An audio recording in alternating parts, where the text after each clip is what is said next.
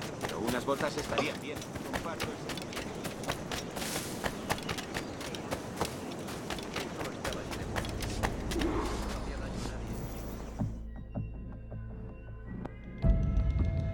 Buenos dias.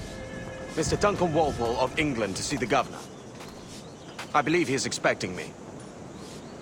Sí, señor Walpole. Entre, por favor.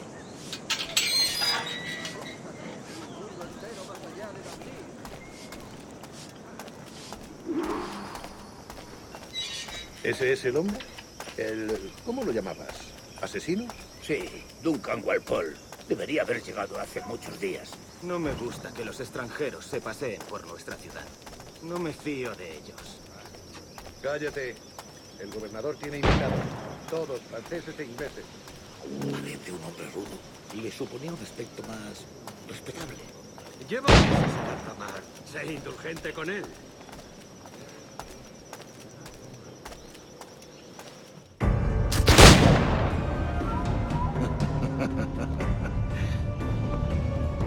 Good morning, sir. Would I be correct in thinking you are Duncan Walpole? I am indeed. I thought as much. Woods Rogers. A pleasure. The same. I must say, my wife has a terrible eye for description. I'm sorry. My wife. You met her some years ago at the Percy's Masquerade Ball. Ah, quite. She called you devilishly handsome. Obviously a lie to stoke my jealousy. Julianne, our guest of honor has arrived, Mr. Duncan Walpole. Julien Ducasse. I hope your conversion to our order is an honest one. I have no love for assassins, but even less for liars. I have not come to disappoint. Up for a bit of sport, Duncan? The old man isn't ready just yet.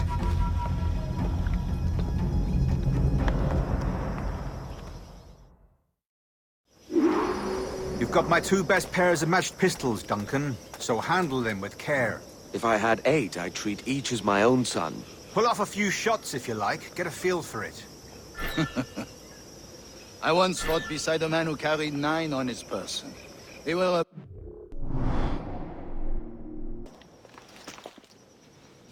Duncan, where are your wrist blades? I've never seen an assassin so ill-equipped. Ah, damaged sadly beyond all repair. Uh-huh.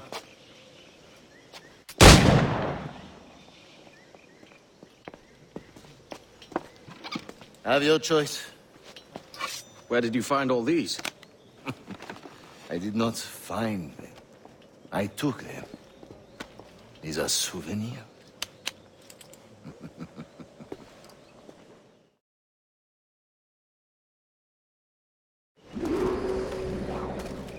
Two blades, as is the custom, oui? Custom, aye. Duncan, will you indulge us with a demonstration of your techniques? Well, We must. We put together a training course in anticipation of your arrival. We'll be ashamed to leave here without seeing you in action. yes, of course. Well, I mean, if there is time, I would gladly, show you what I know. Here. You see, situation is well suited to your skills. Have a go. A blade in a crowd is always the simplest. Nothing grandiose, just quick and clean. Show us another technique. Quite ingenious to use bales of hay for cover, don't you think?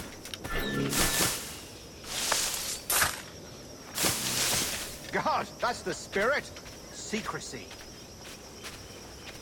The advantage of surprise cannot be overstated, isn't that so? Especially around a blind corner.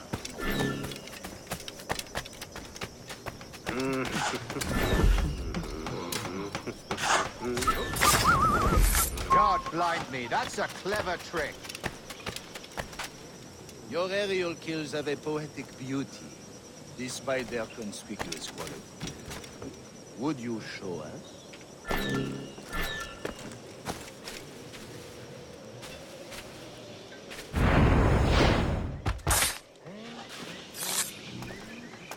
Magnifique. Is it also possible to deliver a killing blow at high speed?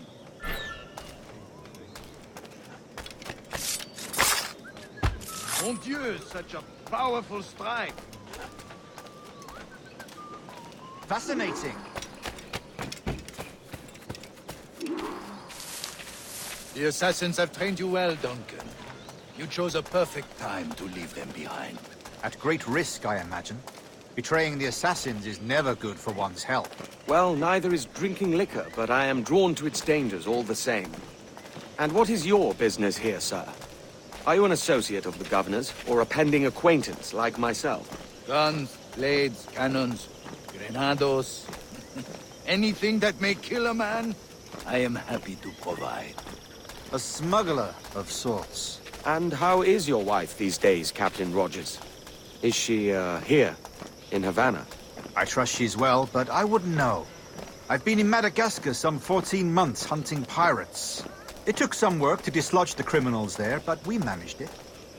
In future, I hope to use these same tactics throughout the West Indies. And how did you deal with that kind? Very simply. Most pirates are as ignorant as apes. I merely offered them a choice. Take a pardon and return to England penniless, but free men, or be hanged by the neck until dead. Oh. I imagine Nassau would be your next target. Very astute, Duncan, indeed. Best of luck with that.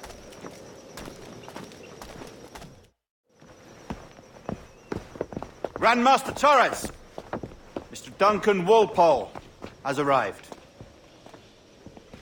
See. You were expected 1 week ago. Apologies, Governor.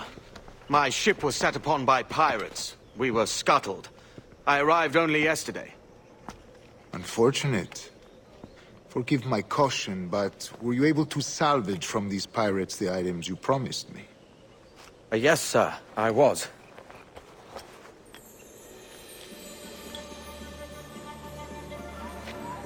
Increíble. The assassins have more resources than I had imagined, but not nearly enough to deter us. It is a pleasure to meet you at last, Duncan. You are most welcome. Come, gentlemen. We have much to discuss.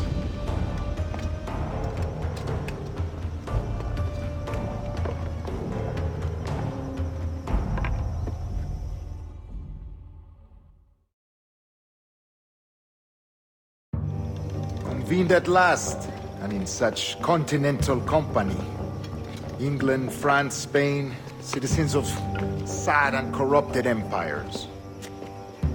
But you are Templars now, the secret and true legislators of the world. Please, hold out your hands. Mark and remember our purpose. To guide all wayward souls till they've reached the quiet road. To guide all wayward desire till impassioned hearts are cooled. To guide all wayward minds to safe and sober thought. By the Father of Understanding's light, let our work now begin.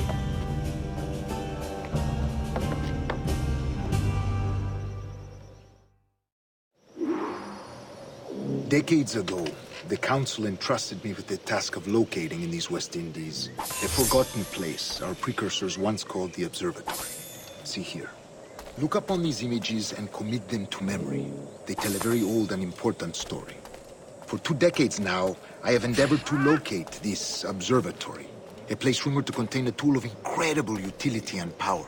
It houses a kind of armillary sphere, if you like. A device that would grant us the power to locate and monitor every man and woman on Earth, whatever their location. Only imagine what it would mean to have such a power. With this device, there would be no secrets among men, no lies, no trickery. Only justice, pure justice. This is the Observatory's promise, and we must take it for our own. Do we know its whereabouts? We will soon. For in our custody is the one man who does, a man named Roberts, once called a sage. It has been 45 years since anyone has seen a true sage. Can you be sure this one is authentic? We are confident he is. The assassins will come for him. Indeed they will. But thanks to Duncan and the information he has delivered, the assassins won't be a problem for much longer. All will be made clear tomorrow, gentlemen, when you meet the sage for yourselves. Until then, let us drink. Let us find the observatory together. For with its power, kings will fall, clergy will cower, and the hearts and minds of the world will be ours.